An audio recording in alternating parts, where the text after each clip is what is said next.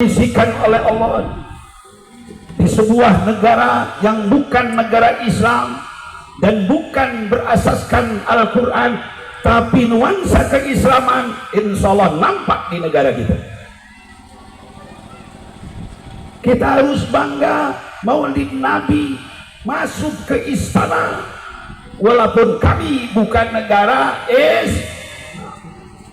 walaupun kami bukan berasaskan Al-Quran, tapi insya Allah Pancasila dari sila pertama sampai sila terakhir sedikit pun tidak ada yang bertentangan dengan Al-Quran. Ini bukan sebuah kebetulan. Apalagi tadi udah diomongin sama Bapak calon Bupati, amin, semoga beliau terpilih. Lampung Barat cengkehnya ngangkat banget nih. Tapi kata Bapak Bupati tadi, kalau tidak pandai bersyukur bukan tidak mungkin yang tadinya 75 jadi 5.000. Kalau tidak syukur, kesempatan mas, duit masih ada karena musimnya belum lama kan, umur masih ada. Malaikat Israel kalau mau ngambil kita nggak tanya lagi apa. Kalau Bapak lihat di apa itu ada di Kiai di Paneglang lagi mimpin Maulid Nabi, pengasuh pesantren Darul Ihsan, beliau juga alumnus dari Pelamunan, lagi sambutan klak ninggal Pak, bagus tuh Pak. Malaikat Israel kalau udah ngajalanin tugas nggak nanya lagi apa mau apa. Makanya jangan takut pada mati, karena walaupun kita takut kita tidak akan bisa lari dari kematian. Kalau takut mati jangan hidup, itu aja. Betul? Yang perlu kita takuti ketika Israel datang ke kita, iman kita tidak ada di diri kita. Na'udzubillah nih, di sini panas umpama, nggak ada apa-apanya kalau di sana. Mestinya yang lebih prioritas bukan membangun rumah. Rumah perlu dibangun, yang lebih dibangun nanti rumah dikubur. Utamakan itu, karena kehidupan yang sebenarnya adalah kehidupan sesudah kematian. Kita hidupnya kagak seperti kambing, begitu mati selesai masalah. Kita hidup akan diminta pertanggungjawaban oleh Allah. Yang jadi kiai bagaimana kamu jadi kiai, yang jadi pejabat bagaimana kamu jadi pejabat. Tidak ada sedikit pun yang tidak ditanya oleh Allah. Untuk itu ingat selalu dengan kelak kita akan menghadap ke Allah. Paling tidak ucapkan ihdinas siratal mustaqim 17 kali dalam sehari semalam, paling tidak. Walaupun kita ngadoa Allahumma inni as'aluka salamatan fid din, teruskan, jangan pakai doa top. Sholatnya beresin. Hasil penelitian mahasiswa Indonesia yang umat Islam bereses baca Al-Quran. Jangan sepenuhnya ditembakkan ke kiai, jangan sepenuhnya ditugaskan kepada ustaz. Semua komponen masyarakat bertanggung jawab mengantarkan anaknya mendapat ridho oleh Allah Subhanahu wa Ta'ala. Masing-masing tugas. Insya Allah kalau masing-masing tugas gak repot. Yang jadi bupati tugasnya cari anggaran, ngegodok anggaran bareng sama dewa DPR kan itu. Yang jadi ustadznya doa. Kalau ada bupati agak menceng sebelah umpama, jangan didemo doang, hamparkan sejadah kita hadap ke Allah. Ya Allah, bimbing itu parosil. Jangan kita demo doang, demonya ke Allah, mintakan dia untuk dibimbing. Itu akhlak Islam. Kalau kalau dipakai insya Allah baldatun thayyibatun warabun. Nabi Muhammad alaihissalam kita ambil dari semenjak beliau ngandung aja dulu ya, terlalu lama kalau kita buka semua. Di dalam kandungan Rasul beda dengan kita. Cahaya ibu Rasul yang tadinya cantik lebih cantik. Ketika Nur Muhammad dari Abdullah pindah ke Siti Aminah yang tadinya cantik lebih cantik. Beda dengan kita, istri kita sebelum bunting cantik, begitu bunting astagfirullah.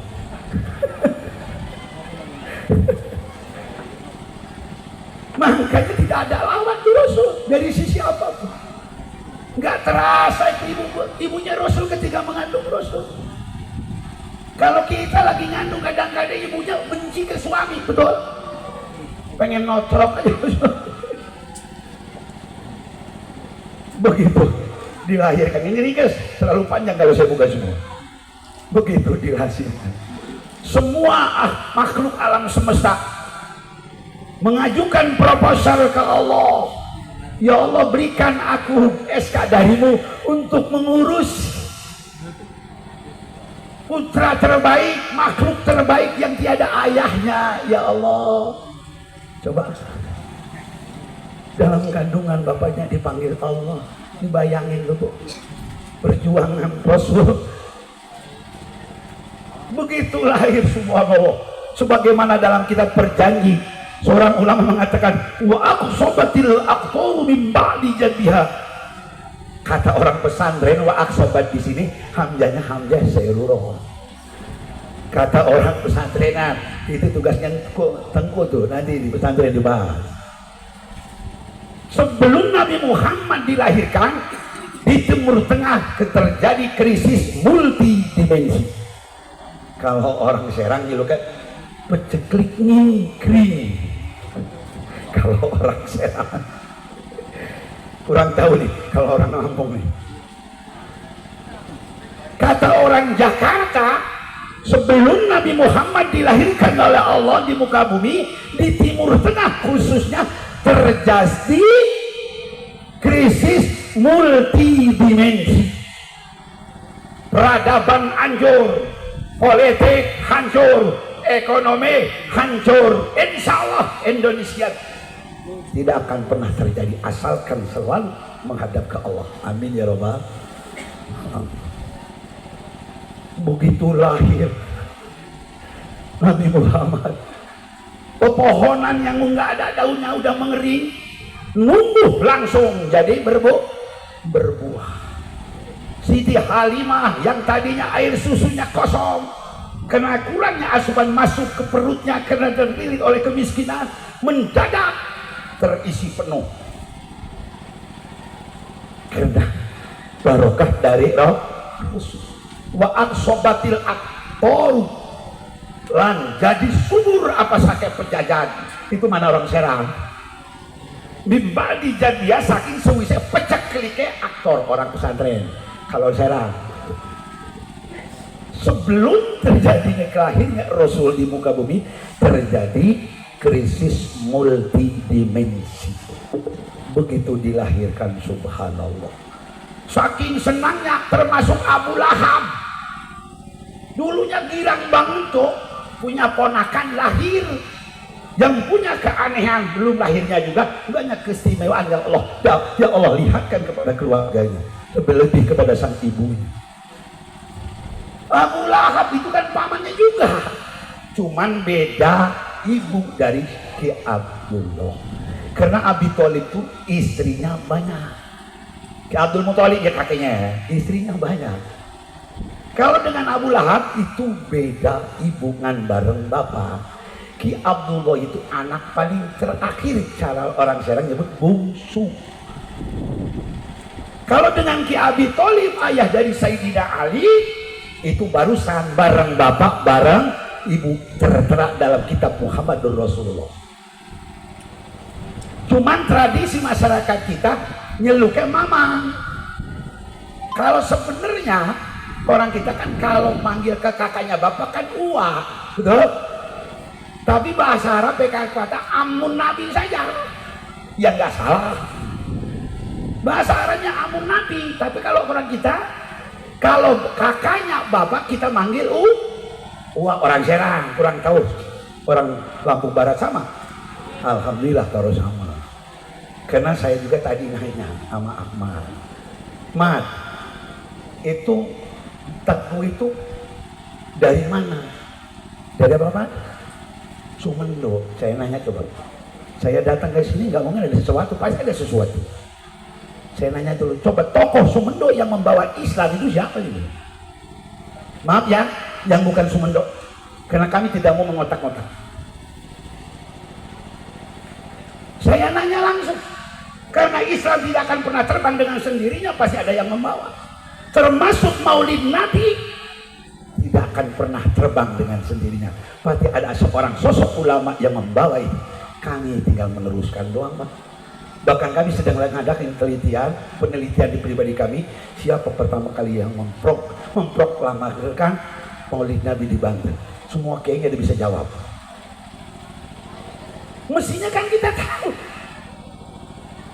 Paling tidak kita berterima kasih, mendoakan kepada orang-orang itu yang membawa Maulid. Begitu aja Ahmad jawab, katanya tetap turunannya orang Sumedang masih orang Banten. Apalagi kalau Raden Intan kan masih ke sini. Jadi kita ini sama berbau Banten. Walaupun yang lain, bahkan saya punya teman yang langsung ke suku Dayak, ternyata masih ada kaitannya dari Banten juga. Teman saya kirim ke sana untuk menelusuri. Jadi alhamdulillah kami sama dengan antum ya, Datuk ya, teruskan perjuangan kita bareng-bareng. Maulid Nabi intinya kita ambil yang paling tersingkat, 3 frase. Yang pertama, is'ar bimahabbatin Nabi, mendeklarasikan kita cinta kepada Nabi. Jangankan kita cinta ke Nabi, Bu, cinta kepada Sultanul Aulia Syekh Abdul Qadir Jailani. Begitu ditanya di kubur, man rabbuka Syekh Abdul Qadir Jailani, man nabiyuka Syekh Abdul Qadir Jailani, surga, Pak. Apalagi cinta kepada Nabi Muhammad, Sayyidul Anbiya wa Sayyidul Mursalin. Tolong cintai terus. Silakan Bapak pejabat cinta kepada jabatan, cuman tolong cintanya jangan melebihi cinta kita ke Allah dan Rasul. Silakan Bapak cinta kepada anak dan istri, cuman tolong ampere cintanya jangan melebihi cinta kita kepada Allah dan Rasul. Silakan kita cinta kepada tetangga kita, cuman tolong cintanya jangan melebihi ampernya kepada Allah dan Rasul. Bukti cinta kita ke Rasul sering baca sholawat. Lebih-lebih Maulid Nabi, kalau bisa jangan tiap tahun, tiap hari, bila perlu tiap detik. Kita ini deklarasi, proklamasi, menyatakan aku cinta ya Rasul. Cuma jangan pakai ngomong tok. Apa yang dilakukan oleh Rasul? Rasul rumahnya tidak mewah, tapi Rasul mengatakan baiti jannati, rumahku surgaku. Rumah Rasul tidak mewah. Dapur Rasul kadang kala 3 hari tidak ngebul karena tidak ada yang dimasak. Orang Lampung Barat, saya yakin semiskin-miskinnya orang Lampung Barat, sampai 3 hari nggak ada yang dimasak, berarti mesum kan. Kata Anas bin Malik yang menghadamkan dirinya 10 tahun di Rasul. 10 tahun bukan waktu yang singkat, lama. Beliau mengatakan selama 10 tahun aku mengikuti Rasul, kemanapun Rasul berangkat. Belum pernah terdengar kata-kata yang kasar, belum pernah terdengar bantingan pintu. Rumah Rasul tidak serba lu, tapi Rasul mengatakan baiti jannati, karena Al-Quran ada beliau. Jadi kuncinya kalau kita pengen sa'adah fi dunya wal akhirah, karena umat Islam endingnya bukan hanya di sini. Umat Islam mestinya di sini senang, di sana lebih senang. Pastikan kalau kita pengen senang di akhirat, senangkan dulu di dunia. Siratal mustaqim kelak di sana, fotokopiannya di sini, Bu. Surga di sana, fotokopiannya di sini. Innal abrara lafi naim. Kesenangan itu dipersiapkan oleh Allah untuk orang yang baik. Walaupun duitnya banyak, mobilnya mewah, tapi kalau dapat korupsi, jangan di akhirat, di dunia muyung untuk percaya mah. Kalau duitnya tidak baik, tapi kalau duitnya baik, insya Allah yang jadi tukang kopi teruskan, nggak usah jadi kiai, repot. Kalau nggak bisa ngaji, nggak usah jadi kiai, repot, nanti umat mau dibawa kemana? Yang SD doang, mondok pesantren di Salapi nyalon bupati, maaf, sekolah enggak apa enggak, gimana mau ngurusin bupati, kabupaten, betul? Jadi harus skill masing-masing. Makanya saya didatangi sama calon gubernur, calon bupati di pesantren. Pak Haji, tolong kasih saran saya nih, Bapak ini salah alamat. Saya ini orang pesantren ya Pak, kalau ngarahin Bapak pengen jadi bupati, bahkan nanti kalau sudah jadi bupati pengen dibimbing, saya bingung Pak, itu bukan skill saya. Tapi kalau ngedoain insya Allah, karena setiap hari saya ngedoa, lebih-lebih kalau ada orang selamatan, betul? Ya kan bingung, gimana ngarahinnya? Sehari-hari yang saya pegang al-kalam huwa labdul murakabul bil wadi. Kan Bapak yang udah sekolah, saya ini pesantren. Tapi kalau doa insya Allah minimal doa kuno saya baca. Tugasnya santri doain supaya kaya bupatinya, kan kalau nggak kaya rawan dengan korupsi. Jangankan bupati, ustadz juga banyak yang korupsi. Makanya Rasul mengatakan kadal fakru ayyakunako kufron. Di Serang, ini di Serang kan, di Serang kalau nyolatin orang meninggal kan ada dikasih amplop. Kebetulan biasanya ustadz dipercaya untuk membagikan amplop sama soibul musibah, dilempit, bukan kata orang, saya ngeliat. Penyebabnya ustadznya kurang punya duit. Apalagi era sekarang mah kebutuhannya sangat berat. Makanya tolong yang kaya nih, bukan hanya calon bupati doang. Kan ustadz bukan nggak bisa usaha, bukan. Jatuh nggak bisa, bukan nggak bisa usaha, bukan. Nggak kekejar waktunya. Ngerti sih yang punya duit tuh. Lah gampang orang lain nih, Bapak Bupati nih, soalnya jadi ya, yang gimana gak jadi, calonnya cuma satu. Kalau nggak jadi kebangetan ya Pak ya, berarti kebangetan orang sini. Jarang calon bupati yang subhanallah sambutannya kayak kiai gitu, kalau menurut jadi kiai kayak gitu, enak bener ceramahnya. Ya, kalau Bapak dapat duit nih, tapi yang jelas duitnya ya, kalau yang nggak jelas jangan dikasih nama ustadz, nantinya ustadznya ngantuk. Bawa ke diskotik aja duitnya. Umpama nih Bapak Bupati ya, ada duit, ini kurang jelas nih, jangan dikasih nama datuk, nantinya muktadanya kabur. Kan orang tergantung isinya. Contohnya nggak jauh-jauh, kita bawa motor, kalau bensinnya pertalite gimana rasanya? Kan kerasan, dut-dutan. Kalau yang bukan pertalite, yang mahal, lancar nggak kalau pertama? Sama makan juga. Kenapa yang bikin kita sholat angob aja, ngantuk terus? Penyebabnya makanan yang kita makan itulah menjadi penyebab. Saya tiap minggu ngaji di Abu Yamu tadi. Setiap minggu, mestinya saya ngaji. Jangan minggu kemarin karena perjalanan saya ngaji. 2 tahun kami terus ngaji, saya sempatkan. Itu saya salut pada beliau.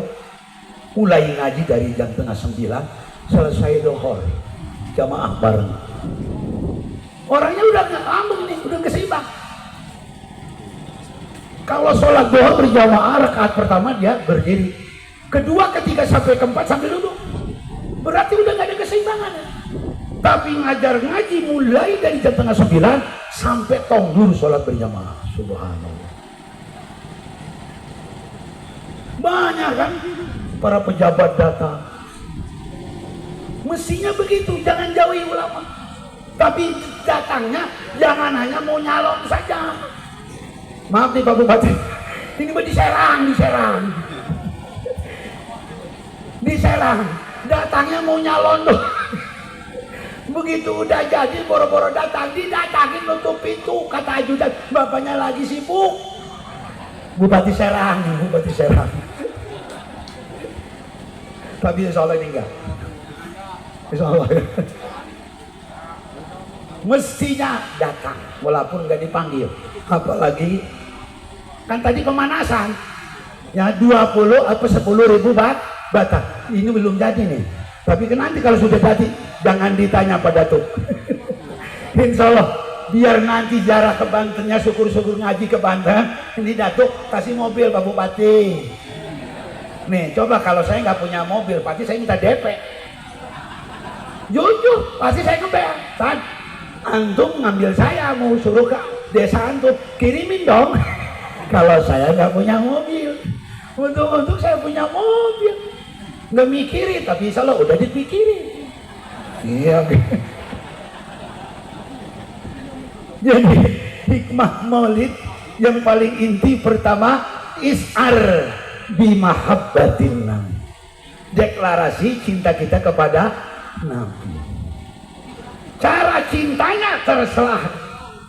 Kalau orang sini ceramah, kalau orang Banten bikin panjang, semalam suntuk gak tidur, bikin panjang, telur dipajang, mobil dipajang, dikeluarin dari garasi, dikasih nama kiai, semalam gak tidur, bahkan sampai gak sholat.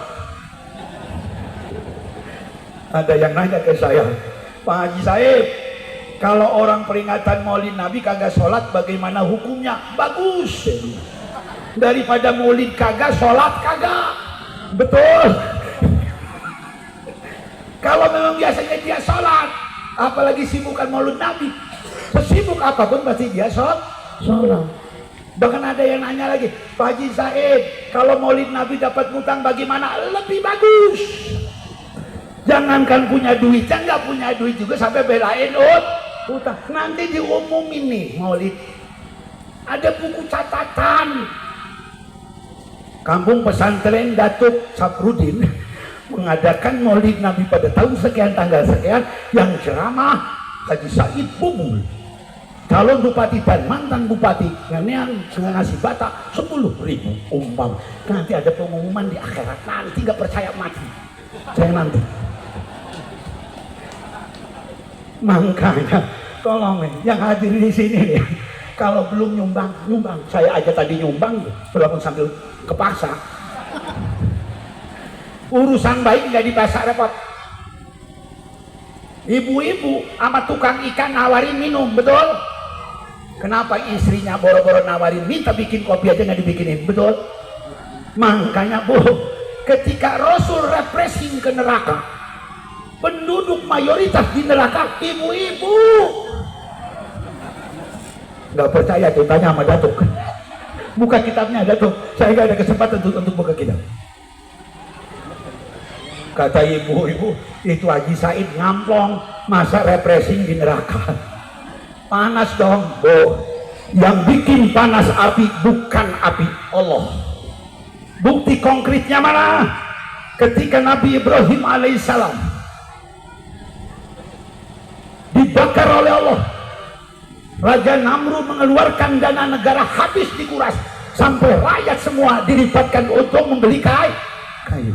Dalam sejarah Qisasul Anbiya ataupun Bada'i'uz Zuhur, dana negara dikuras untuk beli kayu. Nawaitunya untuk membakar Nabi Ibrahim alaihissalam. Sampai rakyat pun juga dilibatkan untuk membeli kayu. Saking menggunungnya bakaran kayu, jangankan manusia yang digebruskan ke dalamnya, burung terbang di atasnya niscaya jatuh karena tersambar dengan hawa panas.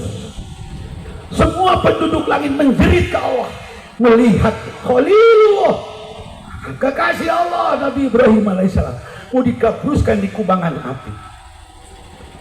Malaikat Jibril lapor ke Allah, ya Allah, aku tidak rela ya Allah, Khalilullah dikabruskan, dimasukkan ke dalam kubangan api yang begitu besar. Tolong ya Allah, izinkan aku, kami pengen berbuat untuk Ibrahim alaihissalam. Kata Allah, silakan, saya kasih SK kamu untuk berbuat kepada Nabi Ibrahim alaihissalam. Datanglah Jibril menuju Nabi Ibrahim alaihissalam. Apa?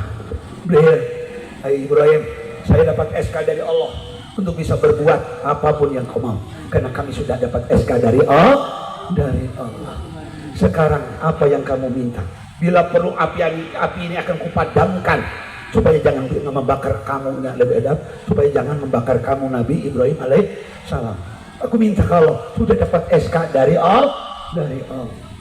Apa jawaban Nabi Ibrahim? Terima kasih Jibril asal simpatimu, terima kasih atas kebaikanmu, tapi saya yakin Allah lebih tahu apa yang mesti dilakukan untukku. Wih, tuh cantik banget tuh kalau orang dekat ke Allah, ngomongnya indah, dalam keadaan pailit banget, nyawa taruhannya, karena mereka berusaha mau dimasukin ke bakaran api. Ada tawaran dari malaikat Jibril, jenderanya para malaikat. Jawaban Nabi Ibrahim indah sekali, terima kasih Jibril, tapi Allah lebih tahu apa yang harus diperbuat untukku. Makanya Allah langsung menginstruksikan api, ya naru kuni bardaw wa salaman ala Ibrahim. Untung Allah pakai kata ya naru. Kalau ya naru repot, api nggak ada yang panas. Kata orang pesantrenan ini nakiroh maksudah. Kalau pakai naron acak itu api nggak bisa panas. Instruksi dari Allah, ya naru, hei api yang untuk membakar Nabi Ibrahim, itu pemaknaannya. Kuni, ada kamu, bardaw wassalam, menjadi dingin dan menyelamatkan Nabi Ibrahim alaihissalam. Jadi yang bikin api itu panas bukan api Allah. Makanya Rabi'atul Adawiyah, karena sudah cintanya ke Allah subhanallah, ya Allah, besarkan badan kami sebesar neraka, masukkan kami di neraka supaya tidak ada tempat untuk orang lain, hanya saya saja yang di neraka. Asal engkau ridho ya Allah kepadaku. Cantik loh kalau orang dekat dengan Allah, ngadepin apa aja nggak stres. Ustadz lagi gak punya duit, cantik nih, coba tuh Ustadz tuh kan ngaji beliau tuh, datuk kan, saya nanya tuh mana rumahnya, saya mikir itu rumahnya tuh, boleh juga nih saya bilang datuk rumahnya cantik. Begitu saya tahu datuk rumahnya mana, wah malu kan ngaji kalau itu ya, itu punya Pak Bupati mantan mau nyalon, nggak dikasih gitu, nggak, wah nggak jelas tuh Bupati sih bilang, hanya datang, tapi kayaknya itu ada rencana kapan waktunya, insya Allah. Asal hasilkan tujuannya, ya Pak ya. Puluhnya nambah, betul? Istrinya udah satu aja. Saya nanya ke beliau, mana rumahnya? Astagfirullah, hebat banget antum. Saya juga kalah antum. Saya bikin pesantren udah bikin rumah, antum kayak kandang kambing. Subhanallah, masyarakat sini kalau nggak berbuat kebina-bina Pak. Masa ada seorang datuk yang anak bapak dan ibu kumpul di sini, waktunya diberikan untuk anak ibu, rumahnya seperti ini, walaupun dia nggak minta. Tolong jangan nutup mata, Bu. Jangankan membikinkan rumah Ustadz. Syekh Abdul Qadir menyatakan begini, ngasih makan 10 kan terhadap orang lapar lebih baik daripada membikin masjid jami 1000 masjid. Subhanallah, itu Sultanul Aulia ngomong. Tolong pikirkan, walaupun beliau tidak minta, tolong pikirkan. Lebih-lebih yang duitnya masih lumayan banyak, jangan nunggu nanti takut dari sini mati. Gimana coba? Kan nggak bisa jamin, saya yang bisa jamin. Yang kedua, hikmah dari Maulid Nabi, ta'dim lin Nabi. Dan kita berjanji, seorang ulama mengatakan, tuba liman kana ta'dimu fi goyati maromi. Bahagia sekali bagi orang yang ending kehidupannya hanya untuk mengagungkan Nabi. Makanya mau ngejerit, zikir nyebut Nabi, mangga. Sambil rabana kalau orang Serang, sambil bahasa terbang nih, silakan baca. Sambil baca salawat terhadap Nabi, silakan. Karena itu bukti cinta kita kepada beliau. Termasuk hadir di sini, insya Allah. Termasuk kita cinta dengan Nabi. Bapak dan Ibu, Nabi Muhammad cinta nggak sama yatim? Bahkan Rasul mengatakan orang yang sayang ke yatim nanti kelak bareng denganmu seperti ini, berdampingan dengan beliau. Bahkan dulu ada seorang yang bandelnya minta ampun. Saking bandelnya itu orang, begitu meninggal nggak ada yang mau nguburin. Saking bandelnya nggak ada yang mau nguburin. Tapi Allah ngutus Jibril suruh datang ke Nabi Musa. Musa, tolong tuh si fulan datang urus jenazahnya. Nabi Musa turun gunung suruh ngurusin yang bandel. Nabi Musa bingung, kelebihan apa ini orang? Setahu kita ini orang bandel banget. Tapi kenapa saya suruh turun gunung untuk mengurusi jenazah? Selesai penguburan, dia langsung mengadakan sidak, datang ke rumah istrinya. Wahai Fulana, antum istrinya, lebih tahu apa yang dilakukan oleh suami. Setahu kita masyarakat ujung kebun tebu ya, masyarakat kebun tebu ini orang bandelnya minta ampun. Nggak ada kambing ngeloyok ambil, nggak ada motor ambil, betul? Tapi kenapa begitu meninggal saya suruh ngurusin jenazah? Amal apa yang dilakukan oleh gerangan? Apa kata istrinya? Betul memang suamiku bandelnya minta ampun, tapi ada satu pengamalan yang sangat subhanallah, dia sangat cinta kepada yatim. Jadi tolong kalau ada yatim ya, bahkan alhamdulillah kami semenjak tahun 2004 setiap tahun 2 kali kami santunan yatim. Alhamdulillah setiap tahun 2 kali. Yang pertama Muharram, yang kedua Ba'da Maulid Rabiul Tsani sambil haul Syekh Abdul Qadir Jailani. Saya potong kerbau kalau haul Syekh Abdul Qadir Jailani. Kalau Maulid beda lagi. Lebih kumpulkan saya ya. Alhamdulillah walaupun kami sibuk dengan santri, nggak suka kesana kemari, bahkan kami tidak pakai HP. Banyak orang menalahin saya karena saya nggak pakai HP. Karena saya pengen sedikit menutup kesibukan di luar. Bahkan santri saya larang pegang HP kalau belum hafal kitab mulhat. Bukan berarti saya menjelekkan HP. Agama Islam agama yang fleksibel, tidak melarang kita untuk mengikuti zaman. Bahkan Imam Ghazali mengatakan dalam kitab Ihya, al-insan inul zaman, manusia anak zaman. Zaman kuning silakan ikuti kuning, zaman merah silakan ikuti merah, zaman hijau silakan ikuti hijau. Asal merahnya zaman, kuningnya zaman, hijaunya zaman, tidak bertentangan dengan koridor agama. Kami tidak mengikuti. Kenapa? Karena saya pengen mengarahkan anak santri saya harus bisa baca kitab kudul. Keberhasilan pesantren bukan banyak mobil, bukan banyak tamu. Keberhasilan orang pesantren bisa baca kitab gundul. Semua juga tahu membaul hukum semua dari Al-Quran. Sumber segala hukum dari Al-Quran dan hadis. Tapi ada kawanin ilmu yang harus kita lakukan sebelum kita masuk ke ranah membedah Al-Quran dan Al-Hadis. Di pondok Salafilah yang dilakukan oleh Tengku inilah yang bisa menjawab tantangan itu. Kalau di kuliah, maaf karena saya orang kuliahan, walaupun mondoknya sampai Timur Tengah, kalau kagak ngajak ambil dengan jurniah, kalau nggak ngaji nahu sorok, maaf tidak akan bisa baca kitab gundul. Kalau tidak ngaji nahu sorok.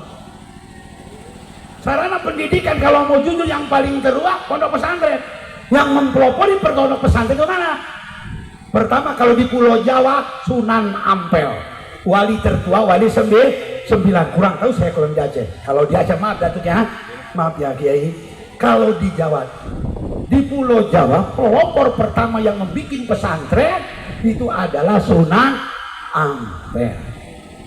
Berhasil beliau membawa santri-santrinya sampai menjadi wali lagi.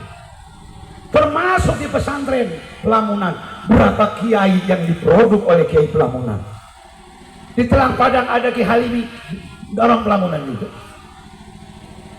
Yang diaji naun sorok, nggak langsung membedah Al-Quran. Ya, seperti yang dilakukan oleh Datuk di pesantren ini. Jadi kalau Bapak pengen punya anak, minimal bisa doain kita. Tolong jangan salah alamat. antarkan anak kita untuk ke pesantren. Diutamakan karena itu pondasi. Sehebat apapun bangunan, kalau pondasinya nggak kuat, pasti akan roboh. Yang terakhir untuk peringatan oleh Nabi, ya, yang ketiga. Yang ketiga itu syukur kita kepada Allah, kami menjadi umatnya. Umatnya kecil banget, di produknya paling terakhir, tapi masuk surga paling pertama di antara umat yang lain. Kenapa? Karena terbawa oleh keagungan Nabi Muhammad alaihissalam. Makanya dalam khutbah tadi saya baca bisafaatil uzma. Kiai dikasih syafaat oleh Allah. Silakan nih kamu bisa bantu orang sekian orang. Para aulia dikasih SK oleh Allah untuk kasih syafaat. Para nabi yang lain dikasih oleh Allah. Tapi yang paling prioritas mendapat syafaat SK-nya paling gede Muhammad Rasulullah. Makanya dulu ada kiai ditanya. Ada kiai namanya Ki Obeng di daerah Pandeglang, muridnya Abu Yadin almarhum. Nama aslinya bukan Obeng, Ki Abdul Rahim. Dijuluki Obeng karena dia matang dalam usul fikih. Kalau masalah fikih pasti merujuk semua itu ke dia, karena beliau sangat mahir dalam usul fikih. Pertanyaan apa saja langsung dijawab dengan seketika. Namanya Abdul Rahim, cuman dikasih julukan sama Abu Yadin almarhum Ki Obeng. Ditanya tentang maulid, yang kebetulan di dalam maulidnya banyak beledogan. Kalau di Serang kiai eta kumaha jelema maulud tah sama nyaepkeun 10 juta kadang-kadang nyaser beledogan. Pertanyakan kan dia orang Sunda, kiai gimana tuh hukumnya? Orang ngumpulin dana untuk beli beledogan aja, petasan beledogan lo sampai ngabisin 10 juta. Menurut kiai itu gimana? Apa jawabnya? Syafaat kanjang Nabi itu laut, dalam masa alam kumpul kabeh kih deta laut najis itu cai laut. Subhanallah, hebat banget tuh jawaban kita. Kebetulan saya ikut ngaji. Kalau Baksul Masail sebulan sekali di provinsi. Jawabnya ringkes. Syafaat kanjang Nabi eta ngalaut samudra dalam masa alam, orang sealam ini kencing, berak, ngumpul semua ke laut, najis itu eta cair laut. Lah enggak najis. Syafaat Rasul kayak eta ulama memang dia. Hebat kan? Apalagi di sini saya dengar gak ada beledogan, betul? Ya kan? Jangan ragu. Kalau benar cinta Nabi, mumpung nih masih ya acaranya masih ada nih, ya. Nanti masuk nih, saya ikut. Kemarin gak keburu, bukan gak keburu, gak diburuin. Kalau urusan ibadah Pak capek gak dicari paksain. Jujur saya capek marah nih istri. Sibuk aja undangan, istri saya melengkung. Marah istri saya, kenapa kurang dibelai? Jadi ternyata Pak Bupati nggak cukup tuh pakai duit banyak. Saya mobil ngebalistik Pak Bupati, undangan tiap malam, apalagi air kadang-kadang kan disembur. Kalau di Banten kan kesembur semburannya. Setiap hari datang tuh tamu, duit tinggal ngambil di laci. Tapi kalau 10 hari nggak disentuh, ngamuk tuh istri. Pantas di dalam fikih kalau 4 hari tidak ada hubungan suami istri makruh hukumnya. Jadi tolong ya yang masih bisa jangan enggak Pak Bupati. Ini yang masih bisa. Tapi kalau yang udah nggak bisa udah terima nasi. Jangan dipasain minum obat kuat nanti jantung yang kena. Jangan dong.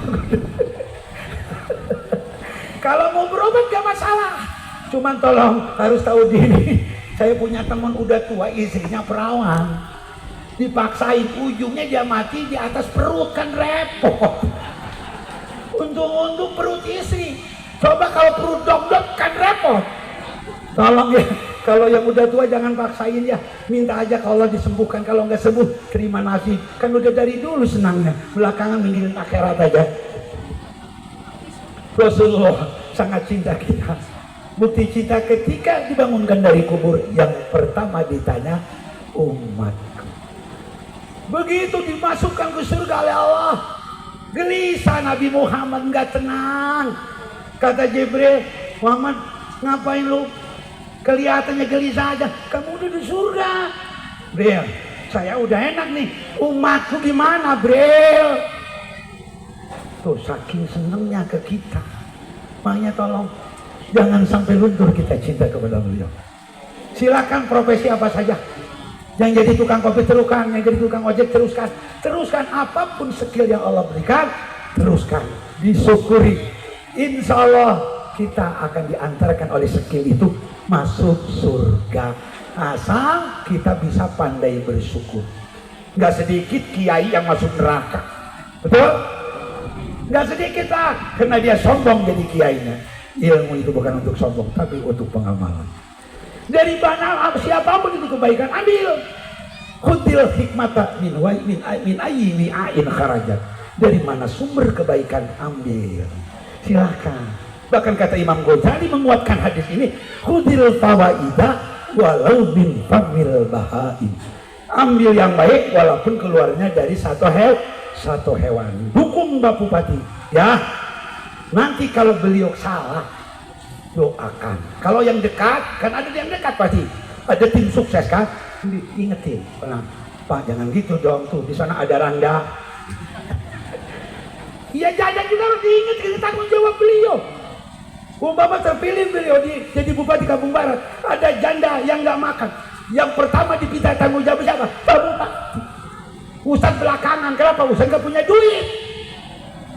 Betul? Apa Pak Bupati siap untuk lakukan itu? Alhamdulillah. Yang pertama dipanggil Allah, kalau ada janda miskin mati gara-gara nggak makan ataupun ngambil kopi orang kena untuk beli nasi, yang pertama dipanggil Bapak Bupati, Pak siapa namanya itu tadi? Pak Rosin ya. Ya usah kun lah kita jaman. Oleh kelingan baik gagak kun sebabnya. Pak Rosil ya, api-apian doang itu mah. Jadi Pak Rosil yang pertama dipanggil. Kalau urusan hukum yang pertama dipanggil Ustaz. Jangan enak-enak jadi Ustaz. Kalau ada orang nikah, idahnya belum selesai, dia nikah aja, yang pertama dipanggil Kiai Kadir di Jawa. Kunaon dia cicing baik, ngomong Sunda baik. Ngapain kamu diam aja? Tuh ada di tetangga kamu orang nikah yang idahnya belum beres, kamu nih ada yang nikah. Kenapa kamu diam aja? Terangkan tuh agama. Kalau enggak ada yang nggak bisa wudhu, kiai ustaz yang dipanggil. Makanya saya alhamdulillah begitu anak santrinya naik mempelajari kitab Waro. Walaupun kita sholat jadi Mekah langsung ngadepin Ka'bah. Kalau wudhunya kagak beres, kagak sah. Walaupun kita sholatnya ngadepin Ka'bah. Kalau wudhunya kagak beres, kagak sah. Kita lahir di dunia ini pintar kagak bodoh bu semua juga. Kata siapa? Kata Allah. Wallahu akhrajakum min butuni ummahatikum la ta'lamuna syai'an. Semua orang yang dilahirkan oleh Allah di muka bumi ini melalui perut ibunya dalam keadaan la ta'lamuna syai'an. Kata saya ini rajanya nakiro. Kan kalimat isi itu ada dua, nakiro dengan makrifat. Kata orang ngaji mukat wal ismu berbadi. Isim itu dua, nakiro dan makrifat. Makrifat punya raja, nakiro punya raja. Kalau rajanya makrifat, lafzul jalalah, asmaul a'dham, yang untuk bisa kita nembus usul ke Allah pakai cara itu. Kalau kita lagi ada masalah, apapun itu masalah, hadapkan diri kita ke Allah, kusukkan hati kita ke Allah. Makanya Imam Ghazali memasukkan khusuk dalam rukun sholat menurut versi tasawuf. Kalau fikih kan kagak. Apakah Imam Ghazali nggak paham tentang fikih? Sangat paham. Tapi kenapa beliau berani mengatakan al-khusuk min arkanis shalah? Untuk berkhusyuk kita sholat bisa khusyuk. Makanya kita mau sholat nih bu, begitu mau Allah ya udah siap, pengen begituan. Umpama kita mau sholat, waktu masih panjang, pengen begituan, apa sholat terus apa begituan dulu? Saya yakin kalau Pak Bupati yang jawab begituan dulu, betul? Walaupun dasarnya karena nurutin nafsu, betul? Ternyata itu cocok dengan fikih. Makanya kalau orang nggak ngaji fikih acak eta urip. Kita mau sholat, Bu. Sayyidina Ali sering begitu, udah berangkat bawa sejadah, mau berangkat ke masjid, tiba-tiba langsung kepala bawah ngangkat. Wah, repot nih, pulang dulu. Ini agama nih. Maka penyebab wanita banyak di neraka, penyebabnya bukan nggak sholat, bukan nggak ngaji, bukan nggak tahajud, ngelawan karena laki, itu ayat ujungnya. Itu penyebab. Betul, orang Serang bukan orang Lampung Barat. Sayyidina Ali udah siap jamaah, lihat jam masih panjang, kepala bawah bangun, langsung pulang lagi. Istrinya bingung, kenaon pulang? Biasa, mau nyetrum dulu, ngecasnya agak error di kepala atas. Kalau istrinya bukan sekali berpatimah, saya yakin nggak bisa ngelayani, tukar dulu, ribut dulu, betul? Coba tuh Robiatul Adawiyah, Bu. Ratunya wali itu Robiatul Adawiyah. Kalau rajanya wali, Syekh Abdul Qadir Jahelan. Robiatul Adawiyah kalau mau sholat malam menajak ke Allah, datang dulu ke suami, malam ini mau pakai saya enggak? Kira-kira wanita yang ada di sini, orang Lampung Barat, ada yang begitu kagak? Insya Allah ada, kalau habis dibeli emas 50 gram.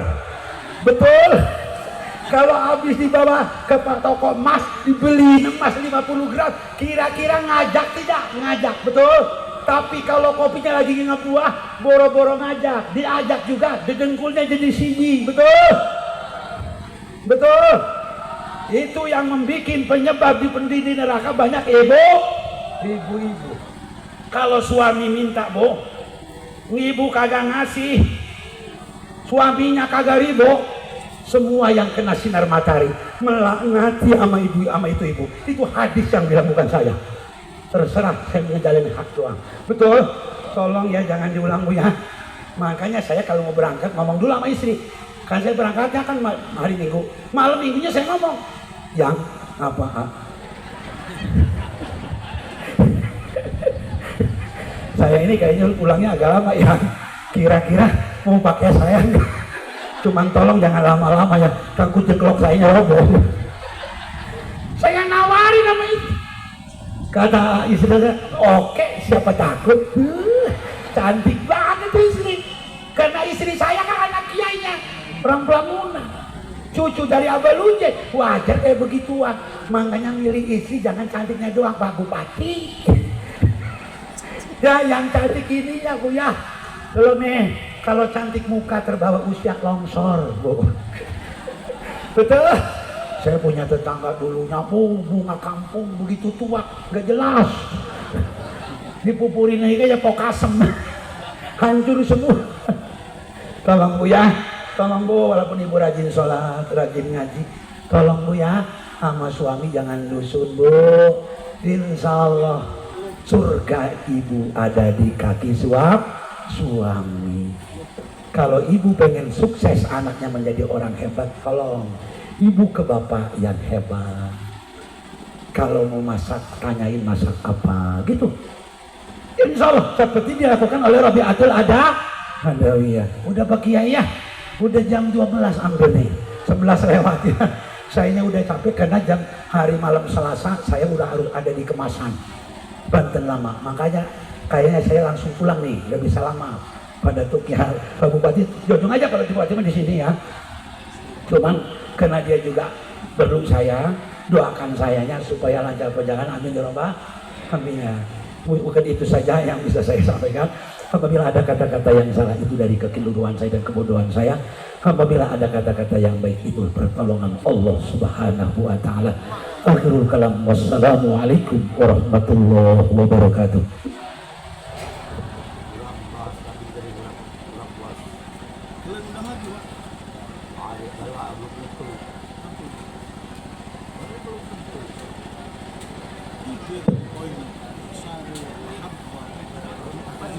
Sallu ala Muhammad.